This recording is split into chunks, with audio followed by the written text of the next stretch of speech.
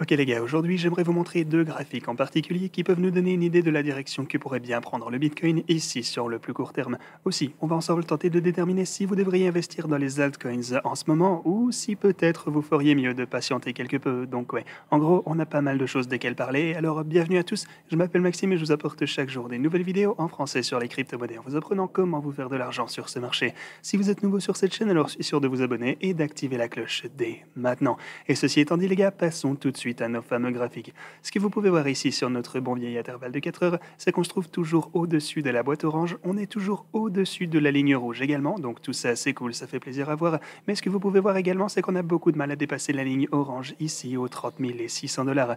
Donc voilà un peu en ce qui concerne la situation sur le plus court terme ici, mais en ce moment il faut vraiment qu'on se concentre sur une vision plus globale, vous le savez je pense. Évidemment on est tous un peu dans l'attente des fameux rapports concernant l'inflation et qui devraient donc être publiés d'ici moins de 24 heures, donc soyez également prêts pour tout ceci. Mais ouais, en gros, vous savez aussi qu'on a ce biseau sur l'intervalle hebdomadaire au moins, donc si on finit par voir du mouvement à la baisse, alors on aura toujours un support sur lequel on pourrait éventuellement compter vers les 27 500 dollars. Sinon, les marchés traditionnels ont eux pas mal latéralisé. En ce moment, vous pouvez voir qu'on est simplement dans l'attente de ce truc. Il va falloir que ça parte d'un côté d'un moment ou un autre, que ce soit pour percer cette ligne orange ou peut-être qu'on va cette fois assister à une continuation à la baisse. On verra bien. Au minimum, vous pouvez voir qu'on est en train de former des bas de plus en plus haut ici. Voilà déjà une bonne nouvelle pour les marchés traditionnels. Mais encore une fois, ce qui compte le plus pour le moment, ça va vraiment être les rapports sur l'inflation qui vont être publiés maintenant dans moins de 24 heures. Maintenant, la Maison-Blanche elle-même a en fait déclaré qu'elle s'attend à ce que ces chiffres en question soient toujours en augmentation. C'est pas négligeable. En gros, ils pensent que l'inflation est toujours en train d'augmenter et c'est évidemment pas une bonne chose pour les marchés, quels qu'ils soient.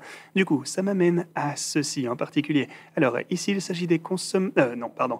On a donc l'indice des prix à la consommation. Si vous jetez un œil aux chiffres normaux concernant l'inflation, ce qui va donc une fois encore être visible partout d'ici les 24 prochaines heures, eh bien généralement avec ça, on peut avoir l'indice des prix à la consommation, ce qui veut dire en gros combien est-ce que les gens doivent payer pour les biens et les services dont ils ont besoin.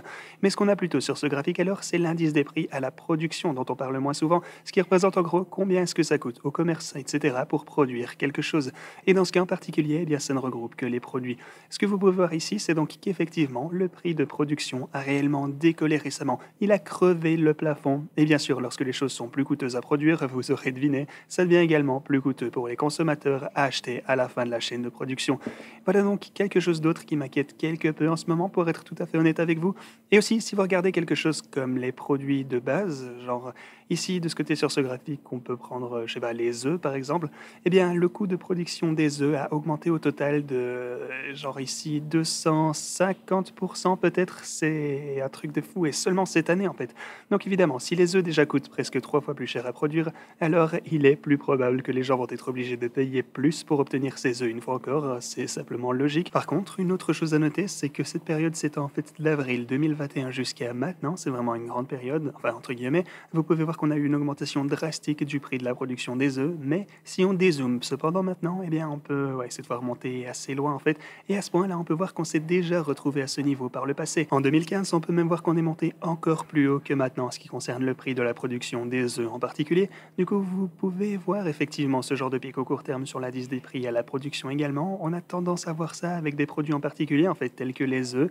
Imaginons qu'on ait une maladie ou autre qui décime une partie des poules ou que sais-je. Alors bien sûr, pendant un moment, les œufs vont devenir plus rares et donc plus coûteux à produire, ce qui va évidemment faire monter les prix pour le consommateur. Donc oui, on peut voir ce genre de pic sur du court terme, c'est sûr, mais la question qu'il faut maintenant envisager, c'est de savoir si ça va vraiment rester seulement du court terme. Parce que la plus grosse différence cette fois, c'est qu'on voit vraiment la même chose arriver de tous les côtés. Les produits augmentent tous en même temps. Du coup, est-ce que c'est quelque chose qui devrait enfin commencer un peu à nous inquiéter? Pour ce qui est de savoir s'il faut s'inquiéter, en fait, j'aurais déjà tendance à vous dire qu'il faut qu'on fasse preuve d'adaptabilité. Lorsque vous additionnez toutes les informations, eh bien voilà le meilleur moment où vous pouvez prendre les bonnes décisions. Et tant que maintenant, on dirait bien que la production des denrées est de plus en plus chère. Du coup, l'inflation va probablement nous coller au basket pendant encore un bon moment.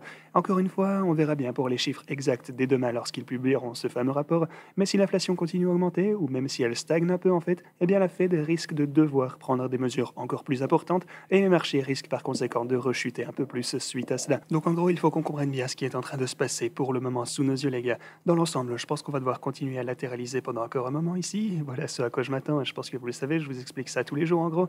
Et aussi, si on finit par voir une deuxième chute plus importante telle que celle qu'on a pu voir juste ici, reste donc toujours à voir si c'était le fond de ce cycle ou pas. Mais quoi qu'il en soit, si on va arriver à un autre drop, alors il faut qu'on soit préparé pour voir arriver ceci. Et voilà ce qui m'amène encore à nos fameux altcoins, parce qu'on dirait bien que la dominance du Bitcoin ne veut continuer son ascension ici. Je pense qu'au fil du temps, le Bitcoin va encore continuer à récupérer de la force, c'est ce que les données ont l'air de nous indiquer en tout cas.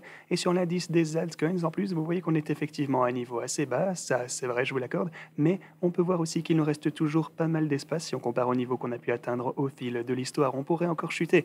Donc, comme je le disais, je vais me tenir encore assez loin des altcoins. Pour le moment, je pense que le Bitcoin va encore latéraliser pendant un bon moment et je pense que vous aurez largement le temps d'entrer dans des positions pour les altcoins.